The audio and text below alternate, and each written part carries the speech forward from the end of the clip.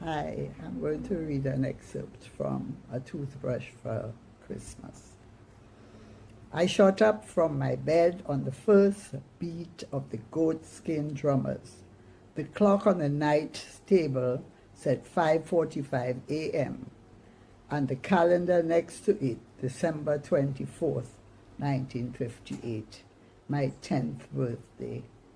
With a smile stretching from ear to ear, I rushed towards the veranda using my newly acquired authority to wake my big brother Calvin and my cousins Gregory and Mikey, all still asleep. "Everyone wake up," I shouted. 9 morning band coming round the corner. "What, Jeff?" drawled Calvin, trying to catch his bearing. My parents' alarm clock answered him with a loud brrr. "The 9 morning band," I repeated. "Today is Christmas Eve. Come, fellas, let's go on the veranda before those girls." Mama had started her usual wake-up knock against the partition. "Hurry, they're on the street already," Mama shouted, running through the passage to the veranda to join my sisters Mara and cousins Colette and Faye, who had slyly beat us to the best seats. Dad followed with a tray full of hot cocoa tea. "The Lapocabi sweeter," Mama sang out while doing a fancy three-step to the music. In the glow of the dim street lamps, the band of revelers morphed into a sea of writhing, billowing tides and currents, mesmerizing and hypnotic, like the Roseau River in Spate. "Drink your rum on a Christmas morning, drink your rum," the happy band sang in chorus. "Mama, drink it. Drink if you're drinking." The Chantwell, a small-bodied, sprightly little woman with a voice louder than a microphone, challenged the crowd's response as she danced backwards facing them. They replied with equal gusto, "Drink your rum on a Christmas morning, drink your rum." I can remember visualizing the revelers pulling a reluctant son over Monanglais as they chipped down King George V Street.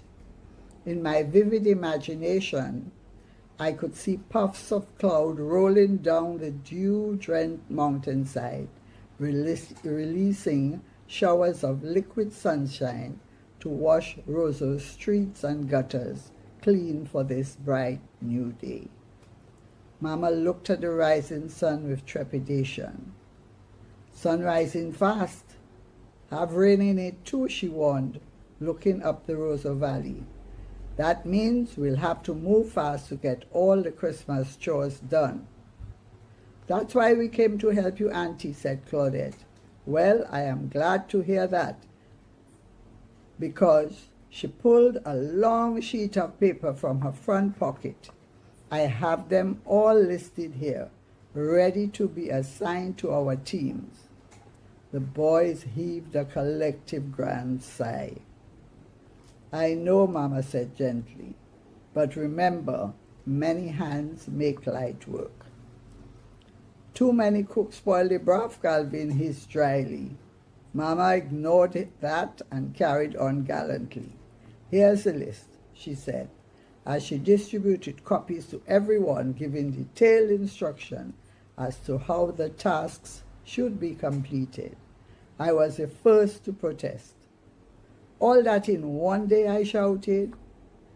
"Mr. Jeffrey, you will please raise your hand if you have a question," Mama retorted.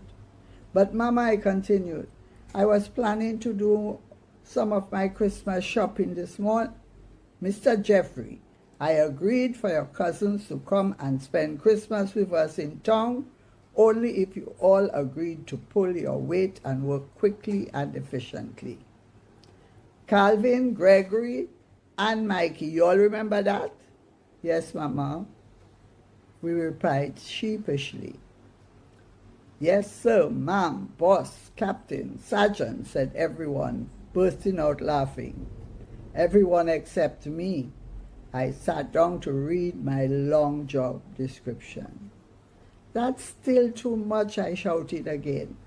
But the others gave me so ferocious a cut-eye that I shut up and dragged myself off to my first assignment, asking everyone if slavery was still legal in the West Indies. Mama heard me and simply said, "You want to leave early? Start early. Or get one or two of your enslaved friends in that neighborhood to help you." "But it's my birthday," I said to myself. "Nobody remembering that?" I tried to hold back the tears that were welling up in my eyes as I walked away, but it was Cousin Colette who asked the million-dollar question after breakfast. "And what is this red toothbrush at the bottom of the list?" she asked. Mama did a double take and then said, That was just a slip. Not meant for you all at all. Look, sun up, so have your breakfast and let's get going." Then turning to Dad, she said, "Come, Henry, we have our share to do." Dad shook his head and followed her into the house. Mama told me later that as she walked off with Dad, she had a strong premonition that trouble was afoot. It didn't take long. As we were finishing breakfast, Gregory asked, "So what is the real story behind the red toothbrush?" "Christmas for my mother," I answered, "means, among several other traditions, the purchase of a new red toothbrush, usually from the Dominica dispensary, and always in the last 5 minutes before all the shops shut their doors. It is basically a superstition she got from her grandmother. And if she does not get that particular toothbrush, she believes that bad luck will follow her for the entire year." "And you believe that too?" Calvin asked. I replied, smiled, and moved off to begin my chores, my head dizzy in anticipation of the joys of shopping day. I could see myself in Roseau on Christmas Eve when the commercial sector turned into a playground filled with cars and trucks, children in their Sunday best, taking home toys, cars, trucks, and dolls of all description, and homemade sweets like coconut cheese, tablet hache, tambourine balls, and unbreakable.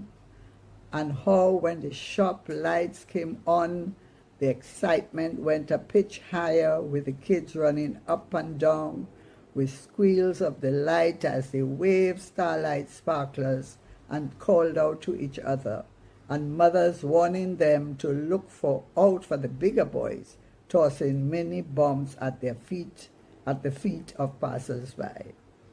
Vendors hawking their merchandise, and a Santa or two winding their ways to some catchy Christmas calypso, to the great amusement of everyone.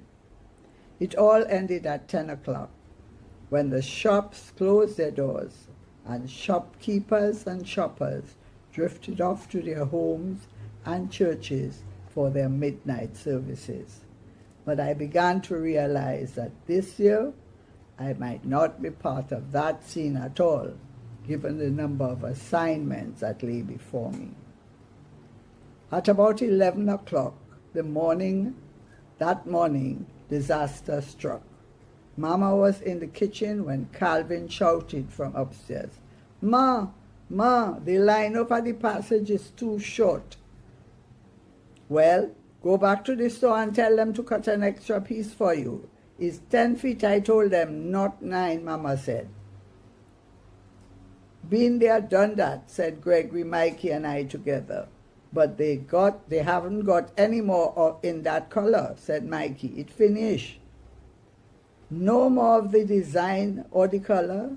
asked Mama, sensing another problem arising. "Go and see for yourself," said Gregory. "Look, boy, don't be rude to me. I'm your auntie." "Sorry, auntie." "Look, take this money and go by Red Store and see if they have it."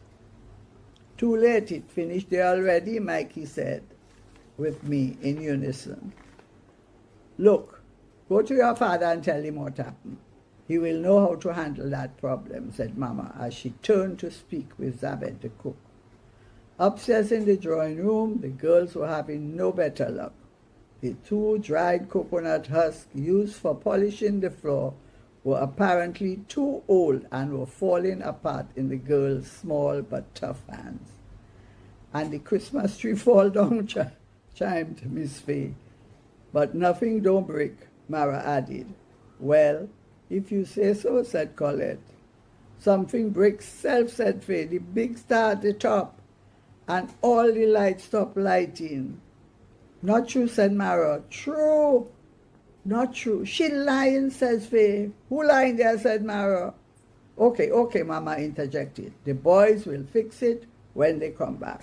Right now, I want to see everybody in the yard by the pond in 10 seconds, starting now.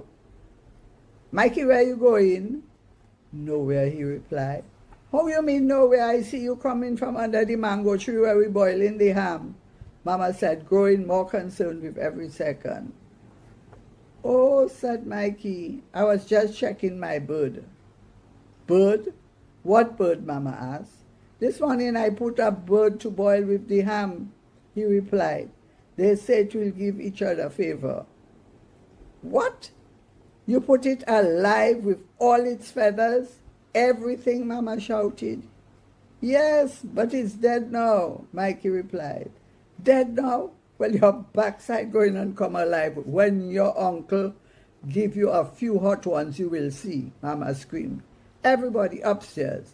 I reassigning all of you.